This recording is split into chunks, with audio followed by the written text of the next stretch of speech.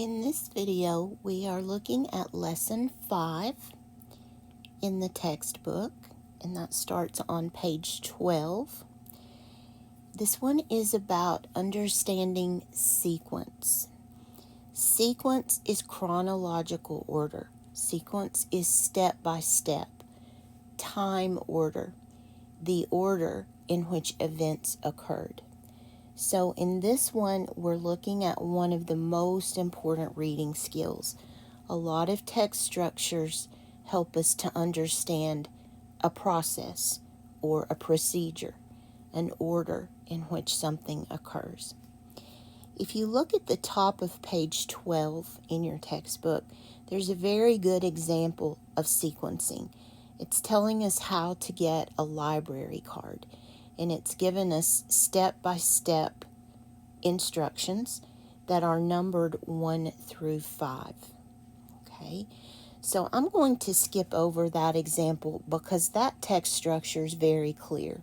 If you see 1 through 5, that is a sequence for sure. I want to start with this example at the bottom of page 12. This one is talking about how to make flower beads. And this one's interesting to me. I like things like this.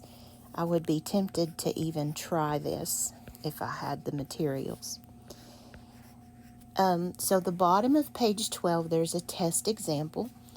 And I know they give me the answer. They tell us that the answer is C. But remember, my job is to help you learn how to understand what you read. So I'm going to show you how I would break down this passage, and then we'll look at the question. It says, read the paragraph, then answer the question.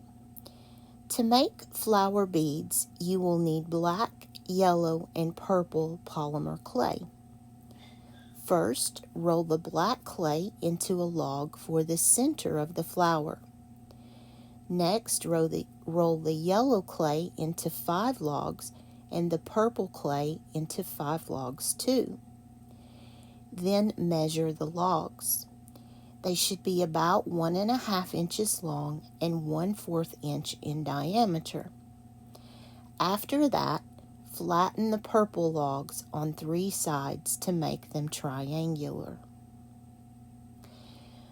Okay, I would use a timeline. I think that's my choice for sequence. I'm going to try to crop this question out. Actually, if I do that, bear with me just a second. Let me make a copy of this so I don't lose it. I want to get the question out of there. That's what I'm trying to do. So just doing a little bit of editing. A timeline is the mind map that I'm going to use here, because timelines show up a lot in tests. They're popular on social studies, also on science tests. You may run across a timeline. So not only do I see them a lot on tests, they're just a useful little tool to know. So to make a timeline, you just draw a straight line that's horizontal. So on your paper, just make a straight line. You can use a straight edge if you want. And on this one, we'll decide about the endpoints in just a minute. Let's first of all take a look at the events on this one. So I always want to get my topic. And this one I'm going to call flower beads. But this is too general. Are we talking about where to buy flower beads, what to do with flower beads, the history of flower beads? We're talking about making flower beads. So my topic is making flower beads, and we'll get the main idea in just a second. I want to get the diagram, and then we'll get the main idea. So let's look at this first sentence. It says, to make flower beads, you will need black, yellow, and purple polymer clay. Now, I could just copy that sentence down onto my timeline, But that doesn't mean I'm understanding what I read. So I'm not going to do that. I'm going to paraphrase. I'm going to put this in my own words. And let me just give you the definition of paraphrase. I'll come up here to the top. Para means alongside. Paraphrase means to put something, or let's not say something, let's say information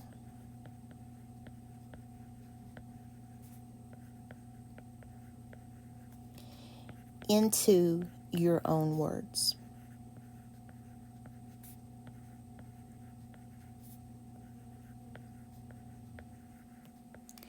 This is really, in my thinking, a writing skill. This is a skill that you use when you write your own paragraphs, your own essays. You never, ever want to just copy someone else's words without giving them credit. So paraphrase is to put information in your own words. And here's what I mean. To make flower beads, you need black, yellow, and purple polymer clay. So the first step in making these beads is to gather your materials.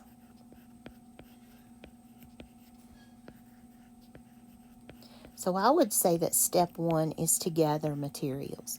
And I'm going to list those as details. What materials? Black, yellow, and purple.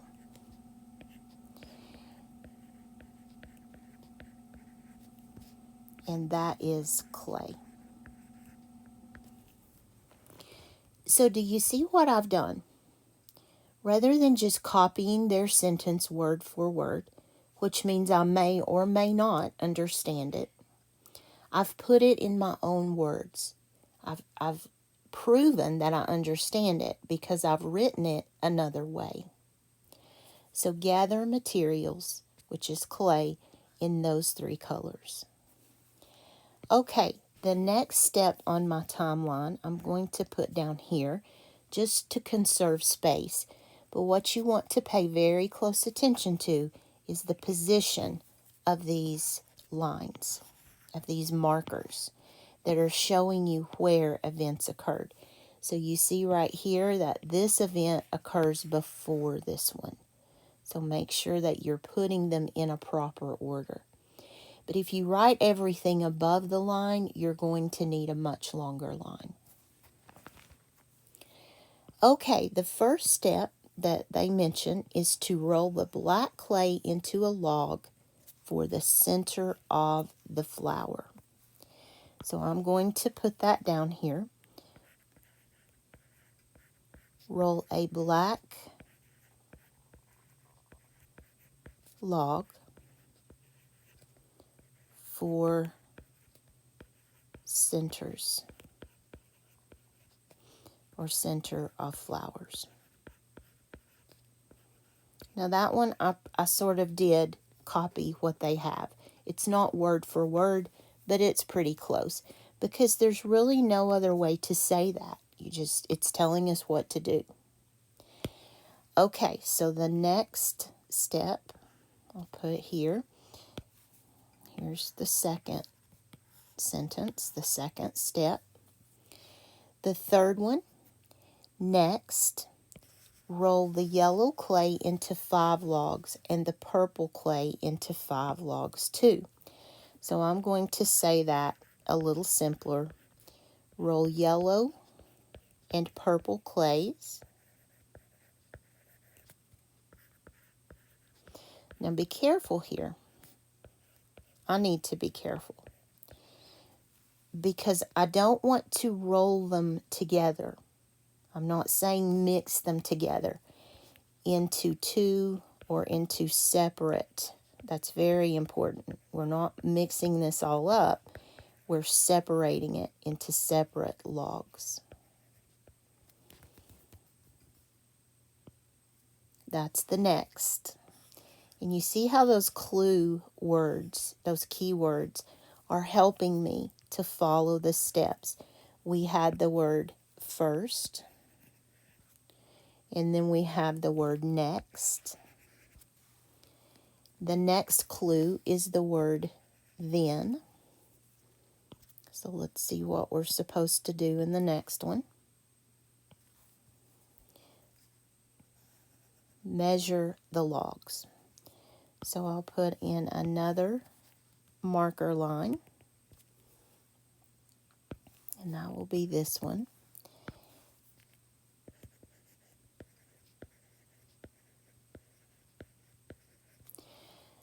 Now, which logs? Are we talking about the purple and the yellow, or all three? I believe it's saying all three logs because we need them all to be the same. So we are measuring the black, the purple, and the yellow. You wouldn't want one of them to be bigger than another. This is inference. It doesn't say that, but I am inferring that. Now, this particular sentence ends, but the detail continues. They should be about 1.5 inches long and 1/4 in diameter. So what that tells me, and I'm going to draw you a picture here. I'm going to try. So here would be the diameter. Sorry, that's not a diameter. Try that again. There's the diameter. And then we're going to make the log this way. So remember, I like to draw details whenever I can. Rather than writing and writing and writing, I would much prefer just to draw a picture. And you can certainly do that if you want to. Now, if this is the log of clay, it tells me that they should be about 1.5 inches long. So this would be the length. And then a diameter. This is a good chance to learn a new word if you don't already know diameter. Diameter means this distance right there that I just drew across a circle. And that distance is going to be 1/4 of an inch. So just by reading that sentence, I can draw that picture. And that gives me a very good visual idea of what this picture should be. Okay, the next clue is after that. So here's the next clue. And it says to flatten the purple logs on 3 sides to make them triangular. So let me go ahead and... Now I was a little disappointed with this passage because it just stops there. It doesn't tell me how to finish this project. And I was hoping that I might be able to try it, actually. If you hear a noise, that is the UPS truck. So just bear with me. I don't want to have to start over here. So the next step is to flatten. Not all of them. Just the purples. Flatten the purple logs to be triangular.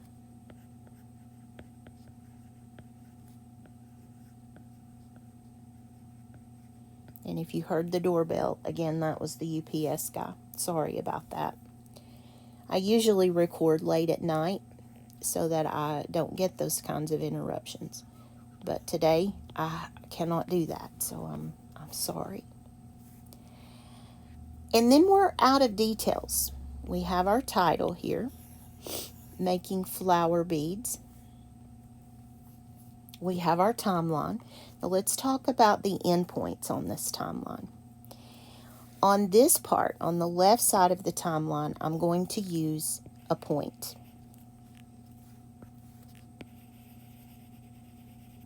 Because this is where the process starts.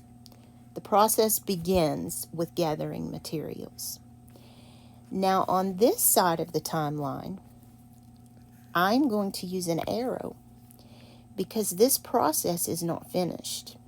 Even though I ran out of details, my process is not done. I don't have beads yet. So there's something missing that should continue on. This time on the right side, I'm using an arrow. So look at the end points on your timeline, and that will help you understand if this process has ended or if it's still ongoing. Okay, we need to come up with a main idea. So let me change colors just to give us a different, I'm just going to put it right up here. Remember, main idea is a sentence. And main idea should always include everything in this graph. So I like to start with my topic, the who or the what. Making flower beads.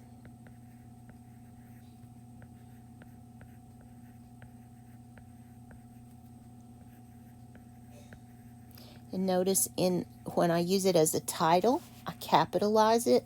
When I'm writing it in a sentence, I do not. There's a difference there. Making flower beads requires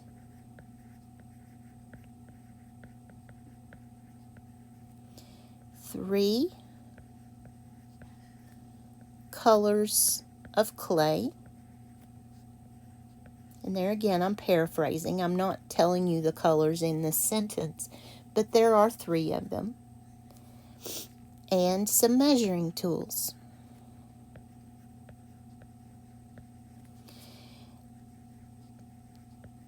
Now, I suspect, I'm going to say some measuring skills. I suspect that it requires more than this. It probably requires an oven to bake the clay. It may involve some kind of sealant to keep the beads together or to make them shiny. Remember, we don't know what happens out here. But if I don't know, if the passage doesn't tell me, then I can't write it in my main idea. I can only use what I'm given in this main idea sentence. So let's look at the question that's way down here. I wasn't sure how much room my timeline would need. Now we know the answer to this, but on a test, I'm not going to know the answer. So let's see what we can do here. What step do you do immediately after you roll the yellow and purple clay into logs? Okay, here's rolling the yellow and purple. The next thing you would do would be this one, to measure the length and diameter of the logs. So C is indeed the answer, because my diagram and also the passage tells me that. Now you might be thinking, why do I need to draw that diagram if I already know the answer? And here's the answer to that. The purpose of this course is to teach you how to be a better reader. If you can look at the answers and know which one is correct, by all means, go ahead and choose that one. But if you want to become a better reader, I'm showing you the strategies to help you do that. There will be passages that are going to be much harder than this one, where you won't be able to just look at the answers and figure out which one fits. So in that case, this timeline is one way of breaking down that passage. In the next video clip, we're going to look at page 13. I am going to stop this video so that it doesn't get too long. And I'll see you very soon. We'll look at another passage about sequence.